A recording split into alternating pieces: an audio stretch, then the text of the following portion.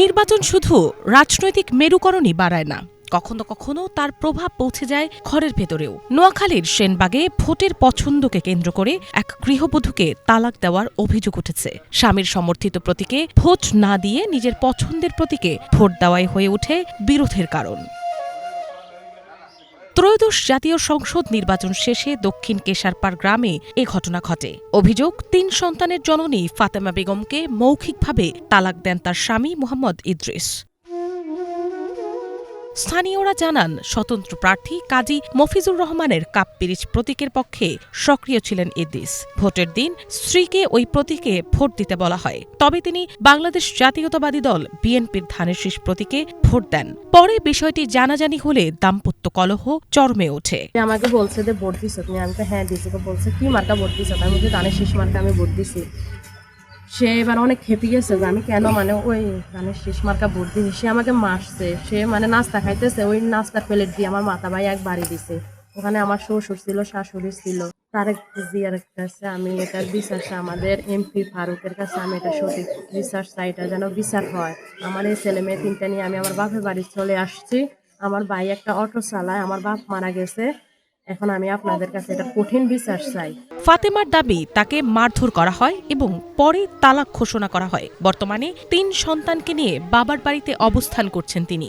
কাফিরিজে ক দিবের লাই আজ দিয়ে কয় না, আই কোনো কাফিরিজে দিতে নয়, দানে শিশি দিবে। এটা করার পরে হে আবার হে একটা ভাই লই আনি আবার হে একটা ভাই ভোট দি, তারপর হেরে বাইক ফাড়াই দিছে। বাইক ফাড়াই দি আবার হের লগে আবার ভোটের ব্যাপারে দানে শিশির ব্যাপারে লাগে ঝগড়া ঝাগড়ি করি। হে আবার আবার হাজিরে 3 কথা কয়ে হাজিরে দি দিছে।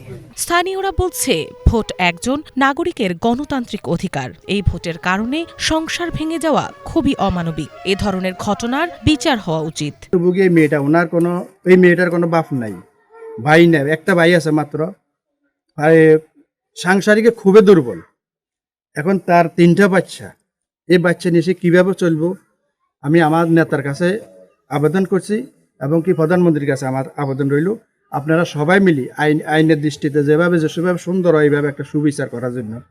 হাতে যে মনে করেন বোর্ডের ব্যাপারে মেয়েটা দিয়ে লেছে, তো আমরাও তো দানের শীষে ভোট দিছি, তো আঙ্গরে কি দিয়ে লাই বলি দুনিয়া বাংলাদেশের মেয়ে বেগুন কি বেড়ারা চাই দিয়ে নি আনার দানের শীষে ভোট আনার লাই। তো আন বাজি আনারা কিরবেন, আনার কাছে আমরা গরিব মানুষ হাত ফাটাইছি।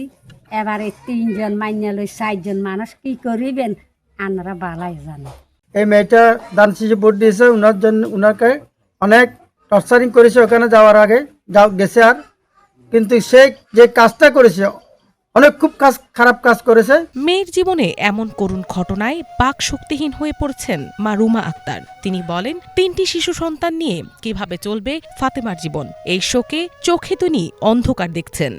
মনে করেন না, আমি এটা বিয়ে দিছে বা বাইয়োগা গরিব রিক্সা চালা, অটো রিক্সা চালা, মেয়ে এটা বাইটা ছোড়ো, এরকম কোনো গরমিটার জায়গাও নেই। তখন মনে করেন না 3টে ছেলে মেয়ে কন্যাই যাইব, আমরা একটু ফারুক সাহেবের কাছে একটু বিচার চাই, তারা বিচার করে দিব। স্থানীয় ইউপি সদস্য জানান, বিষয়টি জানার পর থানাকে অবহিত করা হয়েছে। থানা পুলিশ এর আইনগত ব্যবস্থা নেবেন। জামাইবুর মাধ্যমে ভোট নিয়ে বাড়াবাড়ি হয়েছে। বাড়াবাড়ি হওয়ার পরে নাকি ভোটারে শাড়ি দিয়ে ফেলেছে, ডাইভোর্স করে দিয়েছে। ডাইভোর্স করে দেওয়ার পরে আমি কথাটা শুনছি লোকার মতো। শোনার পরে আমি থানারে অবহিত করছি এবং কি যে ভোট নিয়ে যে কাজটা সে করছে, এই কাজটা সে ঠিক করে নাই। ভোট নিয়ে ভোট যে কেউ দিতে পারে, ভোট হলো সবাই যার যার স্বাধীনতা, ভোট দিতে পারে, কিন্তু ভোট নিয়ে সে বোঝাড়ি দিতে পারে না, এটা ঠিক করে না। এখন এদিকে পুলিশ বলছে, তালাকের ঘটনা সত্য হলেও ভোটের বিষয়টি নিয়ে উভয় পক্ষের ভিন্ন বক্তব্য রয়েছে। এখনো কোনো লিখিত অভিযোগ পাওয়া যায়নি। অভিযোগ পেলে তদন্ত করে আইনগত ব্যবস্থা নেওয়া হবে। একটি ভোটের সিদ্ধান্ত যা নাগরিকের একান্ত অধিকার, আর তা ঘিরেই ভেঙে গেল একটি পরিবার। নির্বাচনের উত্তাপ পেরিয়ে এখন প্রশ্ন, ব্যক্তিগত মতের ভিন্নতা কি সংসার ভাঙার কারণ হতে পারে? Banglavision news desk.